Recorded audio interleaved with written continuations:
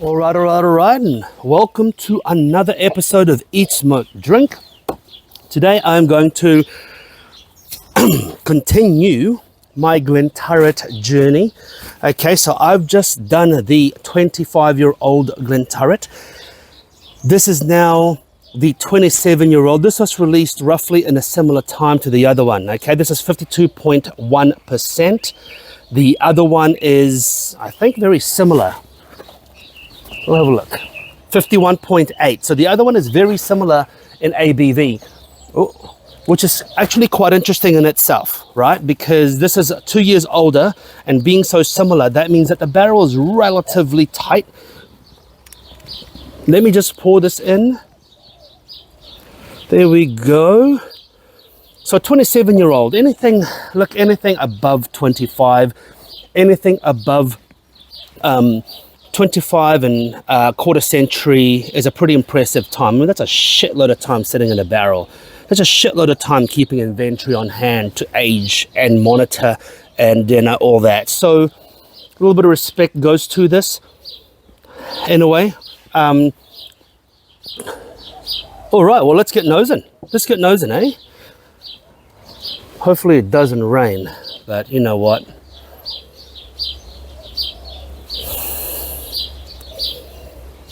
Oh, okay, so the two have similar notes on the nose.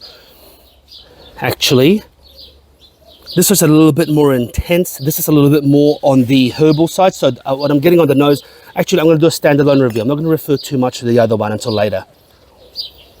Immediately on the nose, very deep herbal notes. Smoky, like hot glass, hot steel, a faint waft of coal smoke.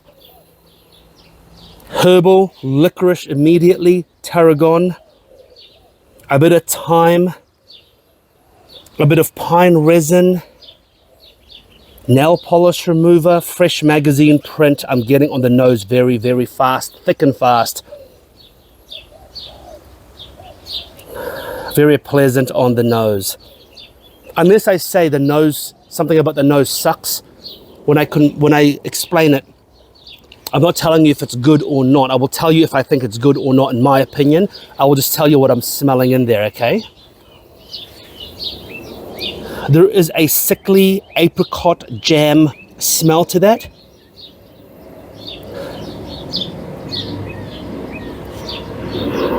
A little bit of peach iced tea. A little bit of peach iced tea.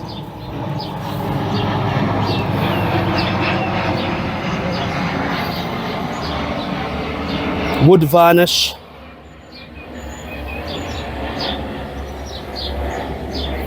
The smell is very intense compared to the 25. Very, very intense. The nose, powerful, very powerful.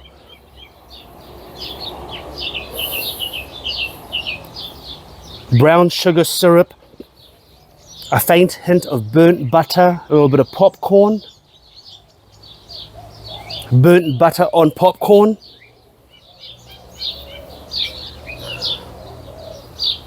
Oh, the nose is fantastic. The nose is fucking fantastic. All right, let's get nosing. Let's sniff the shit out of this. Let's sip the shit out of this, I say.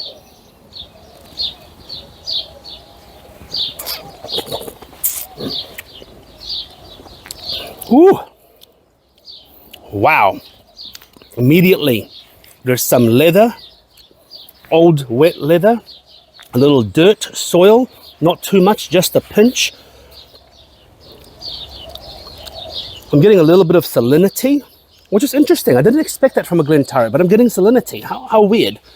I don't know why, but I'm getting some salinity.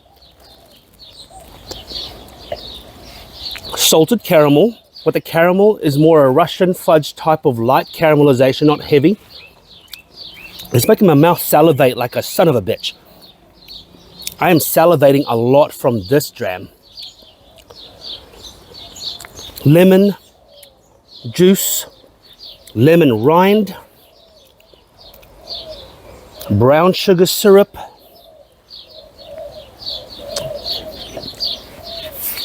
herbal, definitely a herbal note. licorice, but more of a Dutch licorice, a deeper licorice, a more intense licorice. I'm getting a chemically smell. I can't put my finger on it. I will try. I think it is Fresh Magazine print is strong in this one. The Fresh Magazine print. I'm getting the fucking bejesus bitten out of me by mosquitoes. God damn it. So I'm getting Fresh Magazine print. There's an oiliness to this that the 25 does not have. A slight oiliness. But both so intense in flavor. Both with each sip, the palate develops.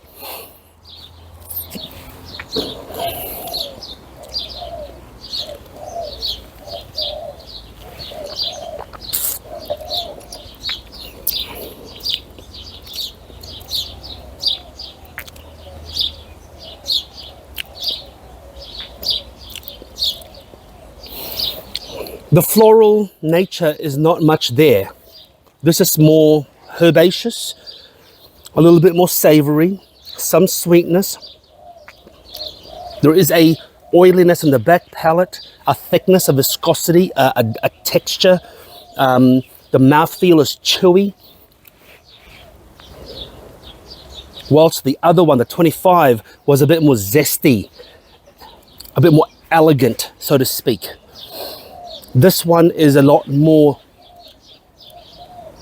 thick, earthy, and more intense, actually, a lot more intense. And obviously, look, I'm comparing them both. They're not from the same cask, they're not from the same whatever, but they are both Glenturret of similar age and release of a similar time. So they, you know, it's good to compare it that way. It just kind of shows you the variety that you get from the release, especially when it's a single barrel.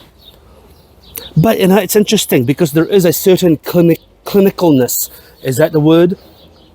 Clinicality. Fuck, I don't know. I'm not a scientician. Clinicality. You know what I'm saying, right? Like a clinicalness in Adelphi that I love and hate.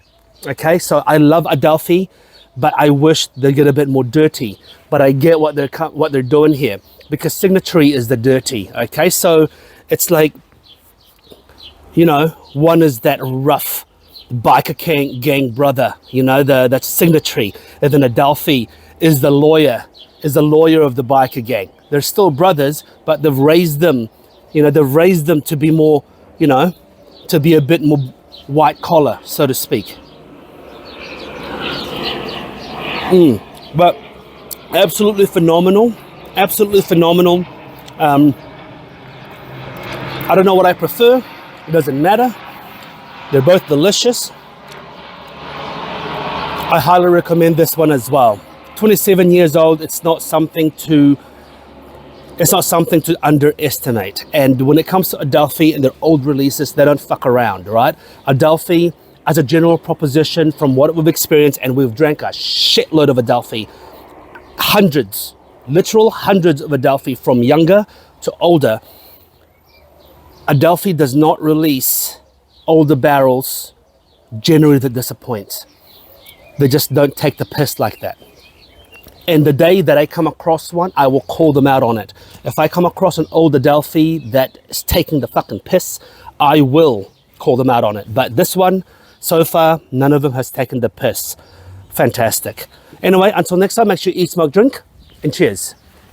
And the whiskey gods are with us today. It has not rained yet properly. Anyway, cheers.